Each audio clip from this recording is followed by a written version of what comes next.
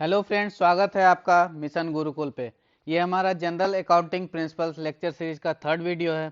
इसके पहले के वीडियो में हमने अकाउंटिंग के बेसिक्स को समझा था और साथ ही साथ उसके नेक्स्ट वीडियो में अकाउंटिंग के कॉन्सेप्ट्स एंड कन्वेंशंस के बारे में हमने जाना था। आज के इस वीडियो में हम क्या करेंगे, तो आज के इस वीडियो में हम जो अकाउंटिंग स्टैंडर्ड्स होते हैं वो उनके बनने का क्या प्रोसीजर होता है वो देखेंगे। साथ ही साथ रिकॉर्डिंग ऑफ ट्रांजैक्शंस कैसे किया जाता है वो देखेंगे। जो डिफरेंट टाइप्स ऑफ अकाउंट्स होते हैं वो देखेंगे और गोल्डन रूल ऑफ अकाउंटिंग को समझेंगे। और फिर कुछ एक दो डाउट्स आ रहे थे, उन डाउट्स को भी हम लोग अंत में कवर करेंगे।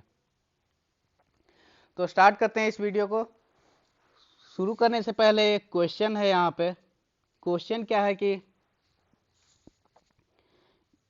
जो अकाउंटिंग के स्टैंडर्ड्स हैं वो अगर जो लोकल जो रेगुलेशंस हैं, जो जो वहाँ के नियम कानून बने हुए हैं, उससे अगर कॉन्फ्लिक्टिंग कुछ सिनारियो है तो उस स्थिति में क्या होगा, वो आप यहाँ पे कुछ ऑप्शंस हैं, देखिए इन्हें कैसे क्या होगा, इसका आंसर दीजिए और फिर आगे इस वीडियो को कंटिन्यू करते हैं। अब तो जो प्रोसीजर है अकाउंटिंग के स्टैंडर्ड्स को के बनने का, वो क्या होता है कि अकाउंट जो ICAI, जो हमने पिछले वीडियो में इसके बारे में थोड़ा बहुत जाना भी था कि institute of chartered accountant of India जो है ये इशू करता है।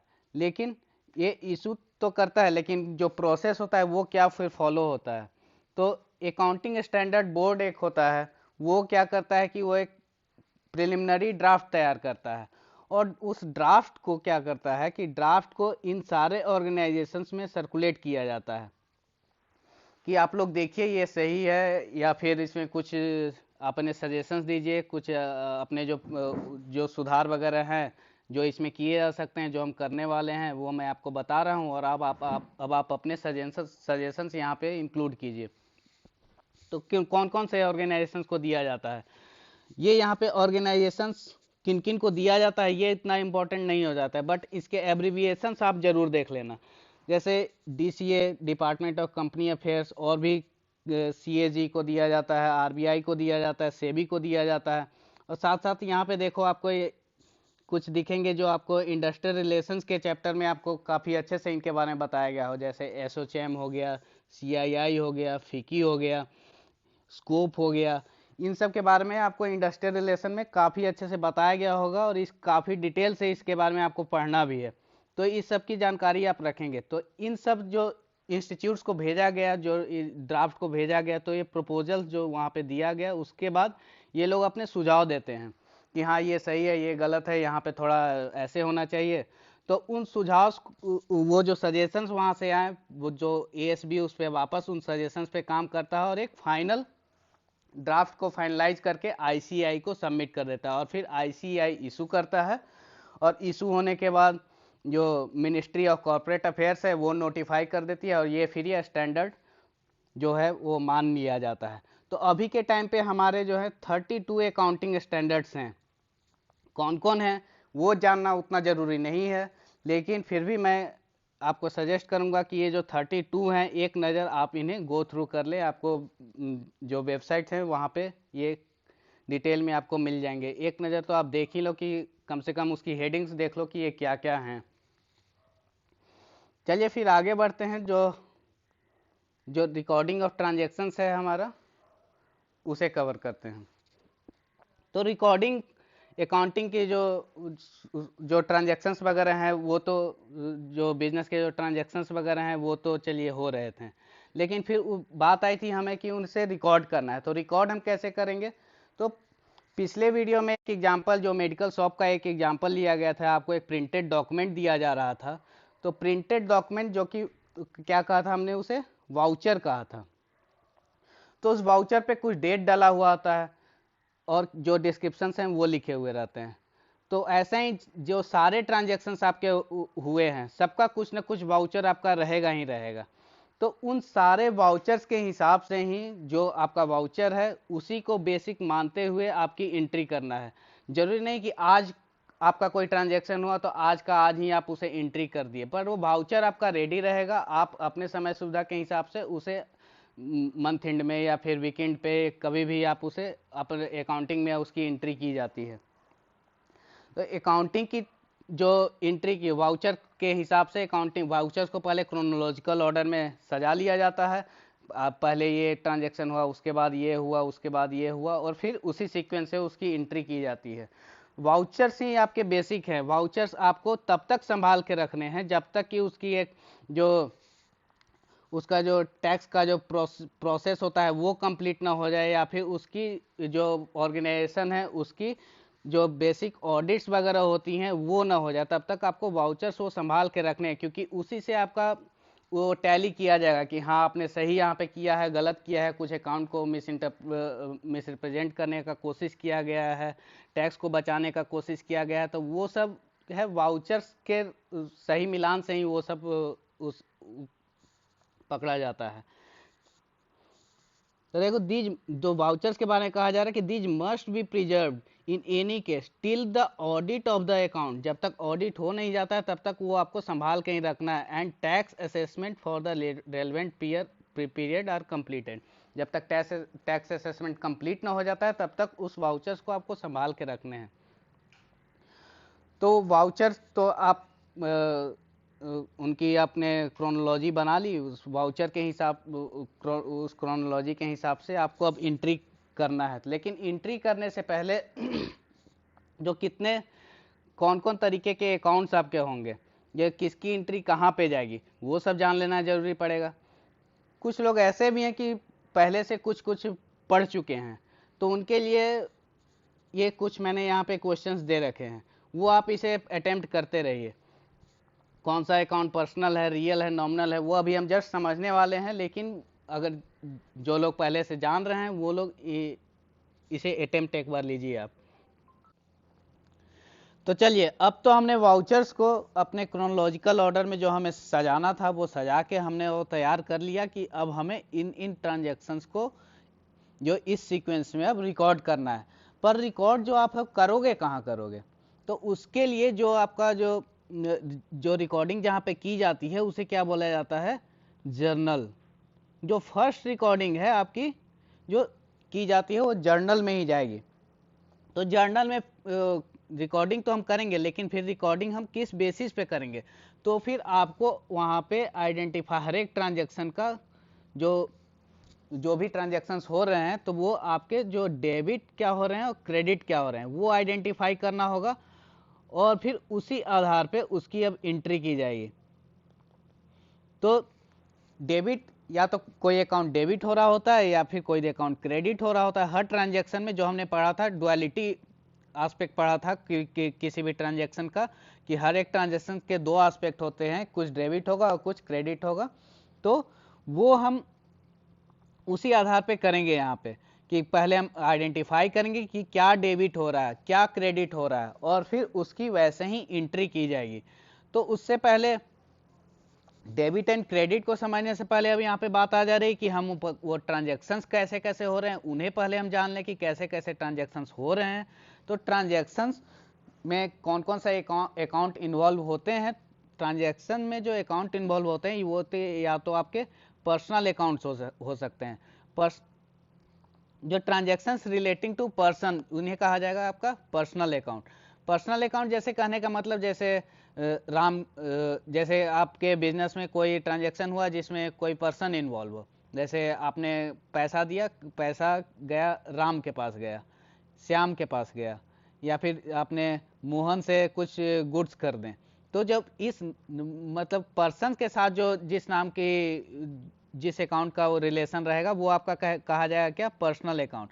और जितने भी जो आपके एसेट्स होंगे, जैसे आपका गुड्स हो गया, कैश हो गया, मशीनरी हो गया, फर्नीचर्स हो गया, या फिर और भी टेंजिबल इंटेंजिबल जो भी आपके एसेट्स हुए, वो उनमें अगर कुछ अगर ट्रांजैक्शन हो रहा है तो वो आपका क्या कहा जाएगा, आपका रियल अकाउंट कहा जाएगा। और फिर कुछ नॉमिनल अकाउंट भी होंगे।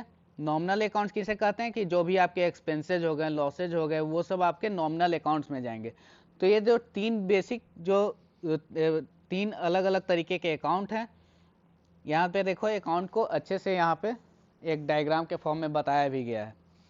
तो अकाउंट आपके पर्सनल हुए, रियल हुए और नॉमिनल हुए। पर्सनल अकाउंट भी फिर अलग अलग तरीके के हो सकते हैं, कोई नेचुरल पर्सन, आर्टिफिशियल और रिप्रेजेंटेटिव। नेचुरल पर्सन कहने का मतलब कि जो पर्सन नेचुरल है, नेचुरल मतलब जिसे जो गॉड का क्रिएशन है, जैसे मैं हो गया, आप हो गए, कोई और पर्सन हो गया, आपका दोस्त हो गया, ये सब क्या है, नेचुरल पर्सन है। उसे उनके नाम से वहां पे आपको डिनोट किया जाएगा। जैसे यहाँ पे देखो मोहन से काउंट हो गया, तो ये सब आपके हो गए नेचुरल पर्सन के अकाउंट हो गए। आर्टिफिशियल पर्सन, आर्टिफिशियल जैसा कि वर्ड सजेस्ट कर रहा है कि जो जो इंसान के द्वारा बनाया गया है, वैसा कुछ अगर वैसे बिजनेस से कोई ट्रांजैक्शन हो रहा है तो वो आपका कहा जाएगा क्या, आर्टिफिशियल पर्सन। जैसे कि कोई कॉर्पोरेट हाउस हो गया, कोई एमएनसी हो गया, कोई लिमिटेड कंपनी हो गया, इन सब नाम से जो ट्रांजैक्शन हो रहा होता है उसे आपका कहा जाएगा आर्टिफिशियल पर्सन का अकाउंट कहा जाएगा। एक टाइप का पर्सनल अकाउंट और हो सकता है क्या, आपका रिप्रेजेंटेटिव पर्सनल अकाउंट। रिप्रेजेंटेटिव कहने का मतलब कि जो या वो पर्सन नेचुरल तो नहीं है, जो बिजनेस में इन्वॉल्व हो रहा है, जहाँ पे जो ट्रांजैक्शन में इन्वॉल्व हो रहा है, ना नेचुरल है ना आर्टिफिशियल है, बट वो किसी न किसी पर्सन को रिप्रेजेंट तो जरूर कर रहा है। जैसे कि आपकी कुछ सैलरी अगर ड्यू है तो वो तो आपको है ना, ऑर्गेनाइजेशन को पता है कि किसकी सैलरी ड्यू है, तो फलाने आदमी की ड्यू है। रेंट अगर ड्यू है तो रेंट किसका ड्यू है, तो लैंडलॉर्ड का ड्यू है। देखो यहाँ पे रिप्रेजेंट कर रहा है, ये जो ट्रांजैक्शन है क्या, लैंडलॉर्ड को रिप्रेजेंट कर रहा है। जो सैलरी आपकी ड्यू थी वो आपको रिप्रेजेंट कर रही थी। तो वैसे अकाउंट्स जो हो गए आपके रिप्रेजेंटेटिव पर्सनल अकाउंट्स हो गए।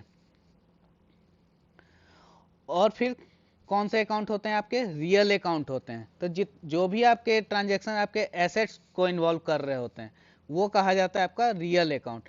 रियल जो आपके एसेट्स हैं वो क्या टेंजिबल हो सकते हैं और फिर इंटेंजिबल भी हो सकते हैं। हमने पिछले के वीडियोज में इनके बारे में थोड़ा जाना भी था। टेंजिबल कहने का मतलब कि जैसे कि आपका कैश हो गया, बिल्डिंग हो गया, फर्नीचर हो गया, स्टॉक हो गया। स्टॉक करने का मतलब जो आपके इन्वेंट्री में सामान पड़ा हुआ है वो, ये सब आपके हो गए टेंजिबल रियल अकाउंट्स हो गए। फिर वैसे ही इंटेंजिबल भी हो गए, जैसे कि आपका कुछ पेटेंट हो गया, आपकी गुडविल हो गए, कुछ आपके नाम का जो मार्केट में ब्रांड बना हुआ है वो आपके, ये सब हो गए आपका क्या, इंटेंजिबल रियल अकाउंट्स हो गए। और जो तीसरे तरीका का अकाउंट क्या होता है कि नॉमिनल अकाउंट होता है। तो नॉमिनल अकाउंट क्या होता है कि नॉमिनल अकाउंट की वैसे तो इसकी कुछ विशेष जरूरत नहीं है, पर जो ट्रांजैक्शंस हो रहे हैं वो कैश का जो ट्रांजैक्शंस हो रहा है या फिर जो और भी ट्रांजैक्शंस हो रहे हैं, तो उन सबको एक ठीक तरीके से कि हाँ ये हुआ तो इस वजह से हुआ, उन सबको रिप्रेजेंट करने के लिए हमें नॉमिनल अकाउंट की जरूरत पड़ती है। जैसे जो ऑर्गेनाइजेशन है उनको तो सैलरी देना ही है, अगर वो उनके 10-20 स्टाफ काम कर रहे हैं तो उन्हें तो कुछ ना कुछ तो उन्हें सैलरी देना ही है। तो ये बिजनेस में ये जो यूजुअल प्रोसेस है उस प्रोसेस के तहत ही इन्वॉल्व है। लेकिन सैलरी आपने दिया तो सैलरी, एक और हमारा अकाउंट होता है क्या, नॉमिनल अकाउंट। तो नॉमिनल अकाउंट वैसा कुछ अकाउंट होता नहीं है, बट क्या होता है कि ये जो नेचर ऑफ ट्रांजैक्शन है उसे डिनोट करने के लिए हमें नॉमिनल अकाउंट की जरूरत पड़ती है। जैसे आपका salary is paid to the manager, rent is paid to the landlord, ये सब नॉर्मल बिजनेस के ऑपरेशंस में, फंक्शनिंग में ये सब इन्वॉल्व होते ही हैं। तो बट जो हमारा जो कैश है या फिर और भी जो एसेट्स है वो सब कहाँ कैसे फ्लो कर रहा है उसकी अकाउंटिंग सही ढंग से हो, उसके लिए हमें नॉमिनल अकाउंट्स की जरूरत पड़ती है। तो जैसे एक बात और यहाँ पे ध्यान देने की बात है, जैसे आपका यहाँ पे नॉमिनल अकाउंट में हमने बात की कि आपका जो सैलरी है ये आपका नॉमिनल अकाउंट है, रेंट है ये नॉमिनल अकाउंट है। लेकिन जो आपकी आउटस्टैंडिंग सैलरी हो जाती है, सैलरी अगर बकाया है तो ये फिर आपका हो जाएगा क्या, पर्सनल अकाउंट हो जाएगा। आउटस्टैंडिंग रेंट है ये फिर अगर आपका बकाया की बात हो रही है तो फिर ये आपका हो जाएगा क्या, पर्सनल अकाउंट हो जाएगा। तो जो नॉमिनल अकाउंट में कुछ अगर प्रीफिक्स सफिक्स ऐसा ऐड करके अगर आपको सामने कुछ अगर वैसा दिखता है तो वो प्रीफिक्स सफिक्स ऐड होने के बाद वो जनरली पर्सनल अकाउंट में ही वो तब्दील हो जाता है। ये तो अब हमने जो अकाउंट्स, जो 3 तरीके के अकाउंट्स हैं उसके बारे में हमने जाना। अब यहाँ पे ये क्वेश्चन है कि आइडेंटिफाई करना है कि कौन कैसे अकाउंट है। तो यहाँ पे बिना आपको क्वेश्चन को किए हुए इसकी समझ बिल्कुल अब जनरेट अच्छे से हो ही नहीं सकती है। तो चलिए इन जो क्वेश्चंस हैं ये हम साथ साथ करते हुए चलते हैं।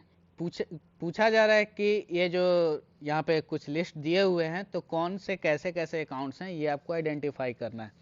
गुप्ता एंड सन्स अकाउंट, ये क्या है आपका, क्या पर्सनल अकाउंट है? लेकिन पर्सनल अकाउंट में है भी तो ये किस तरीके का अकाउंट है, नेचुरल पर्सन अकाउंट है या फिर आर्टिफिशियल पर्सन? तो गुप्ता एंड सन्स ये तो नेचुरल पर्सन है नहीं, ये आर्टिफिशियल पर्सन का अकाउंट है। कैश, बात की हमने कि जो एसेट्स हैं वो हमारे रियल अकाउंट्स होंगे और कैश हमारा टेंजिबल रियल अकाउंट है। उतना आपको क्लासिफाई करने का जरूरत नहीं पड़ेगा रिकॉर्डिंग करते समय, या फिर वो जो ऑप्शंस रहेंगे भी वो अगर स्पेसिफाई कर कर आएगा तभी आपको उस पर ध्यान देना है, वरना ये आपका सिंपली पर्सनल अकाउंट है, ये आपका रियल अकाउंट है। रेंट, अभी हमने बात की, रेंट हमारा क्या नॉमिनल अकाउंट है। गोल्ड हमारा क्या रियल अकाउंट है, गोल्ड हमारा एसेट है, उसे टच वच हम कर सकते हैं, गोल्ड रियल अकाउंट हो गया। सैलरी नॉमिनल अकाउंट हो गया।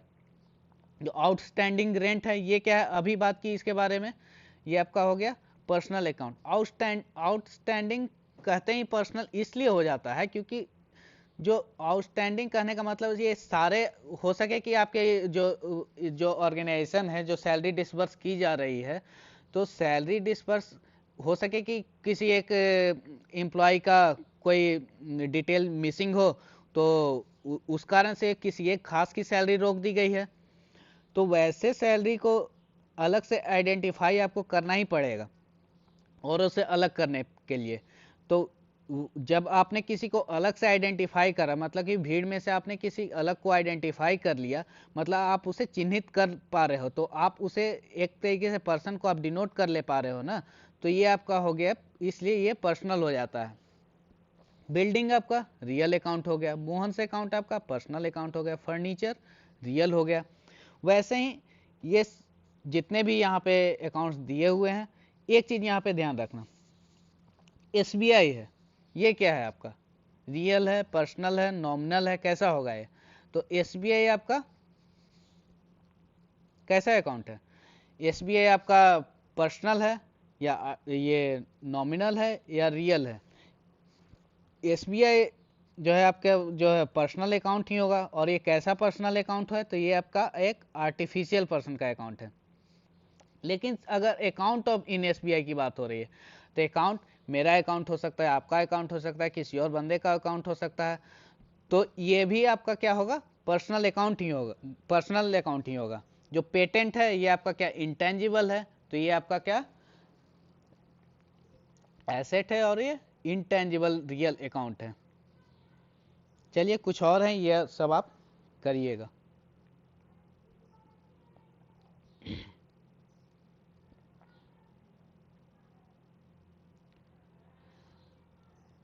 अब हम बात करते हैं हमारा जो गोल्डन रूल ऑफ अकाउंटिंग है उसके बारे में। तो गोल्डन रूल हमारा क्या कहता है कि ये डेबिट एंड क्रेडिट एस्पेक्ट को समझाता है। ये आपको बहुत ज़्यादा इंपॉर्टेंट है, ये आपको समझिए कि एकदम मतलब याद हो जाना चाहिए। पर्सनल अकाउंट को में क्या डेबिट होगा क्या क्रेडिट होगा वो हम कैसे पता करेंगे? तो उसके लिए क्या है डिफिनीशन कि डेबिट द रिसीवर और क्रेडिट द गिवर। जो पर्सनल अकाउंट में जो रिसीव करने वाला है उसके अकाउंट को डेबिट किया जाएगा, और जो देने वाला है गिवर है उसका अकाउंट को क्रेडिट किया जाएगा। जो रियल अकाउंट है उसमें कैसे हम देखते हैं, तो जो व्हाट कम्स इन रियल में क्या है कि ये हमारे एसेट्स की यहाँ पे बात हो रही है। तो एसेट्स जो ऑर्गेनाइजेशन में हमारे पास आ रहा है उसकी वो क्या होगा आपका डेबिट हो जाएगा। और जो ऑर्गेनाइजेशन से निकल के जा रहा है, जैसे आप अगर फर्नीचर खरीद के ला रहे हो तो यहाँ पे क्या हुआ, दोनों तो आपका फर्नीचर भी यहाँ पे जो जो इन्वॉल्व हो रहा है, फर्नीचर इन्वॉल्व हो रहा है, और क्या आपका इन्वॉल्व हो रहा है कैश इन्वॉल्व हो रहा है। तो कैश क्या हो रहा है आपके पास से जा रहा है, तो what goes out is credit, मतलब कि आपका कैश अकाउंट को क्रेडिट किया जाएगा, and what comes in is debit, मतलब आपके फर्नीचर अकाउंट को डेबिट किया जाएगा। वैसे ही आपको हर एक को क्या डेबिट है क्या क्रेडिट है ये आपको पहले आइडेंटिफाई कर लेना पड़ेगा। नॉमिनल अकाउंट की क्या होती है, तो नॉमिनल अकाउंट में बात होती है कि डेबिट जो होते हैं, जो भी हमारे एक्सपेंसेज और लॉसेज हैं वो उसे का उनका डेबिट होता है, और जो हमारे इनकम एंड गेन्स हैं उनका हमारा क्रेडिट होता है। एक्सपेंसेस और लॉसेज मतलब कि जैसे यहाँ पे क्या था, नॉमिनल में आपकी सैलरी थी, रेंट था, ये सब आपका एक्सपेंसेस एंड लॉसेज है। आप अपने एम्प्लॉयज को सैलरी दे रहे हो तो ऑर्गेनाइजेशन को जारी करने के लिए जरूरी के खर्चे हैं वो आपको करने ही पड़ेंगे, तो ये आपके एक्सपेंसेस हैं। तो वैसे वहां पे आपको सैलरी अकाउंट को क्या करना पड़ेगा, डेबिट करना पड़ेगा। और क्रेडिट इनकम एंड गेन्स, अब मान लो कि आपका कोई इंटरेस्ट आया, आपने कोई कमीशन था वो आया आपके पास, तो उन सबको आपको क्या क्रेडिट करना पड़ेगा।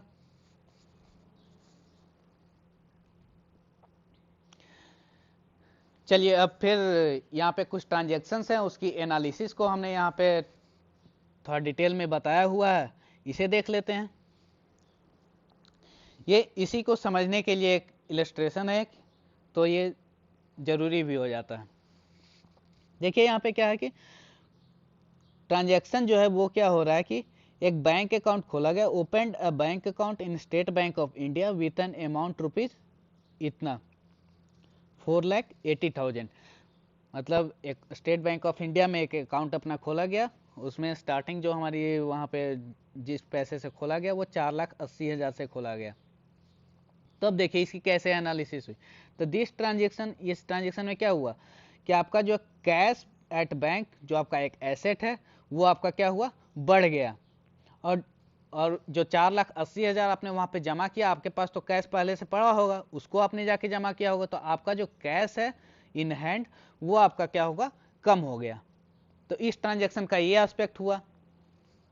अब देखो जैसे 60,000 का फर्नीचर खरीदा गया, तो उसमें क्या हो गया आपका, और वो कैसे खरीदा गया, तो चेक से खरीदा गया। चेक और कैश, यहाँ पे अगर चेक यहाँ पे स्पेसिफाई नहीं किया हुआ है तब हम ये मान लेंगे कि वहां पे पेमेंट कैश से ही हुई है, ठीक है। तो इस ट्रांजैक्शन का एनालिसिस हम ये कर रहे हैं कि दिस ट्रांजैक्शन इंक्रीजेस फर्नीचर, जो आपने फर्नीचर आप खरीद के लाए तो वो आपके ऑर्गेनाइजेशन में फर्नीचर की क्या हुई, वृद्धि हुई, आपके बढ़ा। What comes in is debit, मतलब आपका फर्नीचर को यहाँ पे डेबिट किया जाएगा और फर्नीचर आपके पास से बढ़ रहा है। और जो आपका बैंक में जो पैसा है जो आपने 4,80,000 यहाँ पे जमा किया था वो आपका कम हो गया क्योंकि चेक उसने दे दिया है। और क्या है यहाँ पे, प्लांट एंड मशीनरी को खरीदा गया इतने रुपए का, 1,25,000 रुपए का। And an advance of ₹10,000 in cash is paid to Ramji Lal. यहाँ पे देखिए क्या हुआ, तो ये आपका जो प्लांट एंड मशीनरी है इस अकाउंट को आपका बढ़ा देगा, कितने से बढ़ा देगा, आपका इतने से बढ़ाएगा। और एक चीज और का हम यहाँ पे ध्यान रखेंगे, हमने जो फर्स्ट लेक्चर में इसकी बात की थी कि जो मॉनेटरी एस्पेक्ट है उसकी यहाँ पे हम एंट्री कर रहे होंगे। तो मॉनेटरी एस्पेक्ट यहाँ पे क्या है, एक मशीन या फिर इतने रुपए का मशीन। यहाँ पे मॉनेटरी एस्पेक्ट है 1,25,000 रुपया। आपका एक मशीन खरीद रहे हो, उसमें 10 मशीन खरीद रहे हो या फिर 50, 100, 1000 खरीद ले रहे हो, उससे मतलब नहीं है। आपके जो ट्रांजेक्शन हुए उसमें पैसा क्या इन्वॉल्व हुआ, आपका 1,25,000 रुपया, तो उसकी एंट्री यहाँ पे की जाएगी। ऐसा नहीं कि आप वहाँ पे 10 मशीन लिख दो, तो वो काम नहीं चलेगा।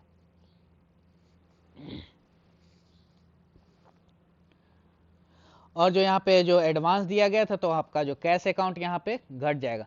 तो क्या डेबिट हो जा रहा है क्या क्रेडिट हो जा रहा है वो भी हम साथ साथ समझते चलेंगे। तो यहाँ पे क्या हुआ, ये क्या है हमारा कैश और फर्नीचर, ये क्या है हमारा रियल अकाउंट है। रियल अकाउंट के हमारे हमने क्या जाना था कि डेबिट व्हाट कम्स इन, तो हमने कैश दिया और फर्नीचर खरीदा, तो क्या हमारे पास इन आया फर्नीचर, तो फर्नीचर को क्या हम करेंगे debit. And what goes out, जो कैश हमने दिया तो उसे करेंगे हम क्रेडिट। तो चलिए ये एक दो और हैं और इसका एक्सप्लेनेशन भी यहाँ पे लिखा हुआ है। इन सब में आपका एक टास्क है कि क्या डेबिट हो रहा है क्या क्रेडिट हो रहा है वो भी आप आइडेंटिफाई करते हुए इसको समझिए।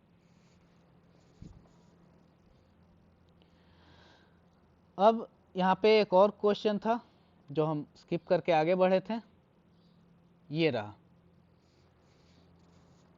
ये देखिए, from the following transaction find out the nature of account and also state which account should be dated and which account should be credited.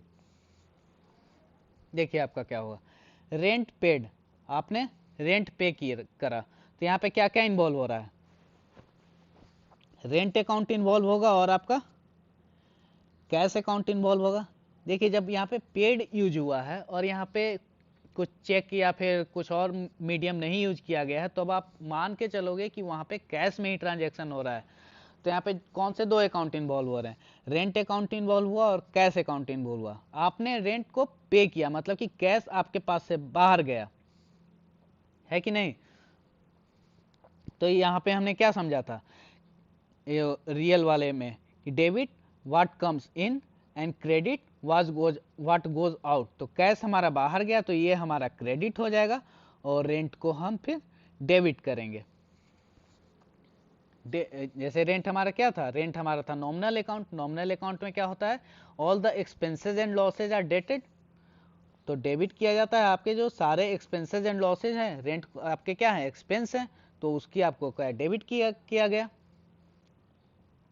Salary paid, तो सिमिलरली ये वाला सिनारियो भी है, यहाँ पे कौन कौन से अकाउंट इन्वॉल्व होंगे, तो सैलरी और क्या आपका कैश। सैलरी आपके क्या है एक्सपेंसेज है, तो ये आपके डेबिट हो गए, और कैश आपका चूंकि बाहर जा रहा है गोज आउट, ये आपका क्रेडिट हो गया। वैसे ही इंटरेस्ट रिसीव्ड, यहाँ पे क्या हो रहा है, इंटरेस्ट अकाउंट आपका इन्वॉल्व हो रहा है और क्या इन्वॉल्व हो रहा है आपका रिसीव्ड, मेरे पास कुछ आया है, क्या आया है, तो पैसे आए हैं, दिया हुआ नहीं कि किस फॉर्म में आए, तो पैसे ही आए हैं। तो इंटरेस्ट अकाउंट आपका क्या है, all the incomes and gains, ये आपका क्रेडिट होगा, और चूंकि पैसा आया है what comes in is debit.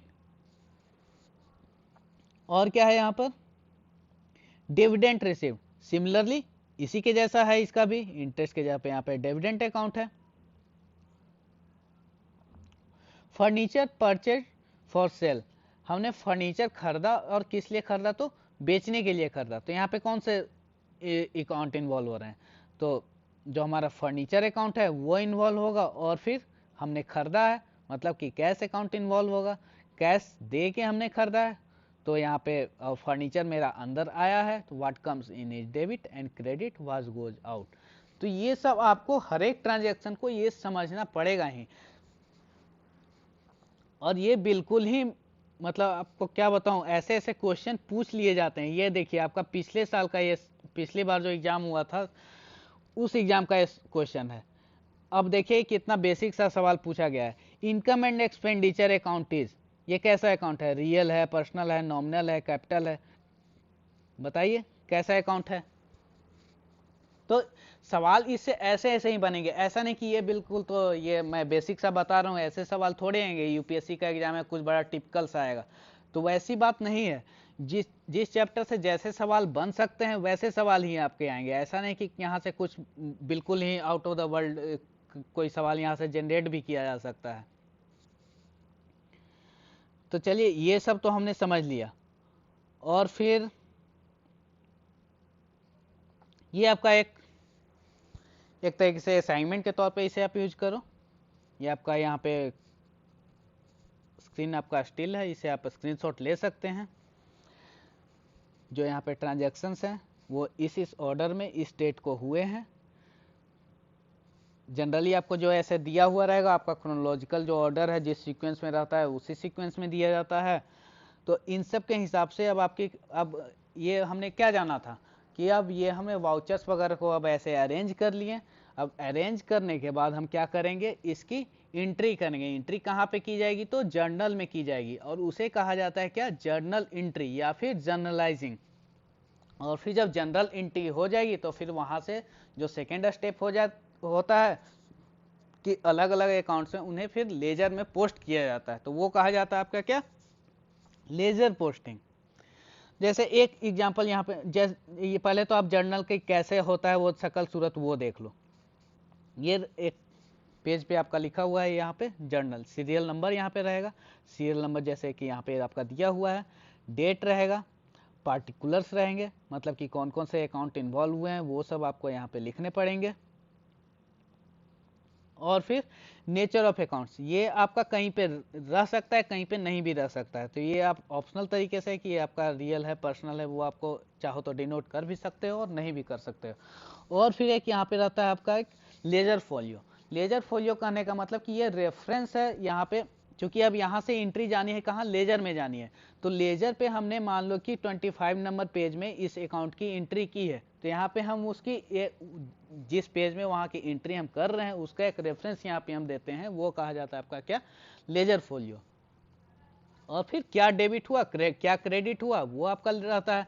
Generally debit को आपको ऊपर की तरफ लिखा जाता है और क्रेडिट को यहाँ पे नीचे की तरफ। सेम ट्रांजैक्शन में देखो डेबिट यहाँ पे लिखा गया, क्रेडिट यहाँ पे लिखा गया। तो जैसे एक दो मैं आपको थोड़ा एक्सप्लेन कर देता हूँ, बाकी फिर आप करिएगा। ट्रांजैक्शन क्या है कि Ajit started business with cash 40,000, 40,000 से अजीत ने अपना बिजनेस स्टार्ट करा। तो जो प्रोप्राइटर है अपना यहाँ पे क्या है, अजीत है। और एक बात मैं मिस कर गया था, तो प्रोप्राइटर जो होता है, जो स्टार्टिंग में जो पैसे दे रहा होता है, वो भी क्या है, इंसान ही है। आर्टिफिशियल थोड़ी, वो तो नेचुरल और इंसान है। ऐसे थोड़ी कि कोई हवा में कोई बिजनेस शुरू कर रहा है, कोई इंसान ही बिजनेस शुरू कर रहा है, तो वो आपका क्या पर्सनल अकाउंट की तरह ही वो माना जाता है, जो प्रोप्राइटर होता है। तो और उसे क्या कहा जाता है, एक कैपिटल अकाउंट उसे बोला जाता है। जो प्रोप्राइटर वाला जो एक्सपेंसेज होते हैं, या फिर जो प्रोप्राइटर का जो बिजनेस में जो पैसे डाला जाता है, उसे आपका क्या, कैपिटल अकाउंट बोला जाता है। तो Ajit started business with cash 40,000, Ajit ने 40,000 रुपए देके एक बिजनेस को स्टार्ट कर रहा है। तो देखिए यहाँ पे कैसी एंट्री है, पहले तो यहाँ पे हमने डेट डाला, डेट, और फिर डेबिट, यहाँ पे हमें आइडेंटिफाई करना पड़ेगा कि क्या क्या हो रहा है, क्या डेबिट हो रहा है, क्या क्रेडिट हो रहा है, हर एक ट्रांजेक्शन में आपको आइडेंटिफाई करना ही पड़ेगा। तो debit what comes in, business के पर्सपेक्टिव से आपको देखना है। आपको ओनर अजीत आप बन के नहीं देखोगे, आप बिजनेस बन के देखोगे। तो बिजनेस यहाँ पे क्या, बिजनेस में क्या हो रहा है कि बिजनेस में 40,000 रुपए आ रहे हैं, तो debit what comes in, cash यहाँ पे आया तो डेबिट उसे किया गया। और कैपिटल अकाउंट, कैपिटल अकाउंट से पैसे गए, वो आपका हुआ क्या, सॉरी, कैपिटल अकाउंट आपका क्या था, पर्सनल अकाउंट था। पर्सनल अकाउंट क्या होता है, debit the receiver and credit the giver. तो यहाँ पे क्या देने वाला कौन है, कैपिटल अकाउंट है, तो क्रेडिट द गिवर, ये जो कैपिटल अकाउंट है इसकी क्रेडिट की गई। 40,000 रुपये यहाँ पे इस अकाउंट में आए और इस अकाउंट से निकले। वैसे ही सेकेंड एक और देख लेते हैं, क्या है आपका, he paid in to the bank 2,000, 2,000 रुपये उसने बैंक को दे दिया। तो आपका जो बैंक अकाउंट है वो आपका डेबिट हो गया, और उसका जो कैश अकाउंट उसने दिया है, जो उसके पास से गया तो उसे क्रेडिट करेंगे। ऐसे ही ऐसे करके आप सारे, ऐसे आपको सवाल नहीं पूछा जाएगा एग्जाम में कि हाँ आप इसकी आप जर्नल एंट्री करके बताओ, कि हाँ पूरा एकदम मैच वैच करके बताओ, लेकिन फिर भी ये समझना जरूरी है, क्योंकि यहाँ से आपका सब क्वेश्चन ऐसे राइज हो जाएगा। ये स्टेटमेंट आपका दे दिया गया कि ही परचेज गुड्स फॉर कैश 50,000, अब आपको दे दिया जाएगा कि क्या डेबिट किसका होगा, क्रेडिट किसका होगा, ये आपसे पूछा जा सकता है। या फिर यहाँ पे जो इन्वॉल्व है इस ट्रांजेक्शन में, रियल अकाउंट इन्वॉल्व है, नॉमिनल अकाउंट इन्वॉल्व है, पर्सनल अकाउंट इन्वॉल्व है, कैसा अकाउंट इन्वॉल्व है, ये पूछा जा सकता है। तो ये सब जरूरी हो जाते हैं।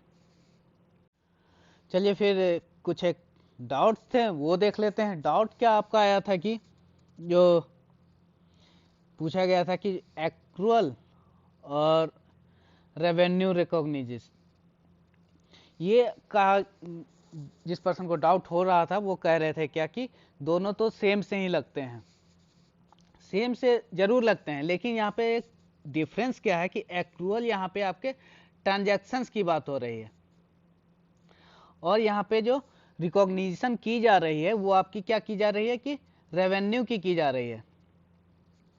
तो जो यहाँ पे ट्रांजैक्शंस हैं वो बताया गया था कि वो एक्रूअल इन नेचर होंगे, मतलब कि जो ट्रांजैक्शन जब हो रहे हैं वो तब को देखा जाएगा जिस समय पे ट्रांजैक्शन हो रहा है, जैसे जिस टाइम पे सामान की बिक्री हो रही है उस समय को देखा जाएगा। ऐसा नहीं कि जब मेरे पास पैसे आए वो ट्रांजैक्शन उस समय को नहीं देखा जाएगा। मतलब हमें जो ट्रांजैक्शन जो इन्वॉल्व हो रहे हैं तो उस ट्रांजैक्शन में हमें पैसे का इंतजार नहीं करना है कि ट्रांजैक्शन को कंप्लीट हो जाने का। पैसे तो आपके क्रेडिट पे भी रह सकते हैं, वो आज 10 दिन बाद 20 दिन बाद वो आपके कभी भी मिल सकते हैं, पर जो आपकी रिकॉर्डिंग होगी, मान लो कि आज कितना तारीख है, मान लो 1 मई है, 1 मई को आपकी जो रिकॉर्डिंग की जा रही है, तो 1 मई को रिकॉर्डिंग की जा 1 मई को आपका जो ट्रांजैक्शन हुआ है और पैसे आपके आ रहे हैं 10 मई को आ रहे हैं, तो जो आपके जो बुक में जो आपकी एंट्री की जाएगी तो 1 मई को की जाएगी। ऐसा नहीं कि 10 मई के अकाउंट में की 10 मई वाले में की जाएगी, 1 मई 1 मई वाले में की जाएगी और साथ साथ वहाँ पे शो कर दिया जाए कि ये जो आप पैसे मिल रहे हैं ये क्या है, क्रेडिट पे हैं अभी, और फिर जब पैसे मिलेंगे वहाँ पे चला जाएगा। तो जो ट्रांजैक्शंस को वहाँ पे पहचानने का जो हमारा जो तरीका है वो हमारा क्या, एक्रूअल इन नेचर है। ऐसे आप अगर सिंपली वर्ड को देखो तो एक्रूअल कहने का मतलब ये कि क्या, निरंतर प्रक्रिया है। जैसे आप रोज दिन काम पे जा रहे हो और फिर सैलरी आपको क्या मिल रही है, मंथ के एंड में मिल रही है। ऐसा नहीं कि आप मंथ के एंड में आप जो गए उस दिन की आपको सैलरी मिल रही है, आपको पूरे महीने की सैलरी मिली है, जो आपने हर दिन काम किया उसकी सैलरी मिली है। या फिर एक और एग्जांपल देख सकते हैं कि जैसे आपने कैब हायर किया तो जो बिल फाइनली जो जनरेट हो रहा है वो लगातार अब कैब जो चलता जा रहा है तो बिल जो जनरेट मतलब जितनी दूरी वो चल रहा है वो लगातार ही वो बिल बढ़ता जा रहा है। पर आप उसे पैसे कब दे रहे हो, पैसे दे रहे हो जब आपका जो फाइनल डेस्टिनेशन आ जा रहा है उसके बाद दिया जा रहा है। तो और यहाँ पे रेवेन्यू कब रिकॉग्नाइज हो रहा है वो देखा जा रहा है। यहाँ पे रेवेन्यू की बात हो रही है, यहाँ पे ट्रांजेक्शन की बात हो रही है। तो रेवेन्यू रिकॉग्निशन करने का मतलब है कि रेवेन्यू कब आपका जो है रिकॉग्नाइज हो रहा है। तो बिजनेस के पर्सपेक्टिव से देखा जाए तो वहां पे रेवेन्यू के रिकॉग्निशन का भी बात सेम ही आ जाता है कि जब आपके सामान की बिक्री हो गई तभी आपको रेवेन्यू को रिकॉग्नाइज कर लेना है, पैसे के आने का इंतजार करने नहीं करना है। तो बात दोनों में सिमिलर सी है, बट एक छोटा सा यहाँ पे डिफरेंस क्या है कि यहाँ पे जो है ट्रांजैक्शंस हैं उनकी बात हो रही है और यहाँ पे रेवेन्यू की बात हो रही है। चलिए फिर इस वीडियो में बस इतना ही, मिलते हैं अगले के वीडियो में कुछ नए कॉन्सेप्ट के साथ। तब तक के लिए थैंक यू।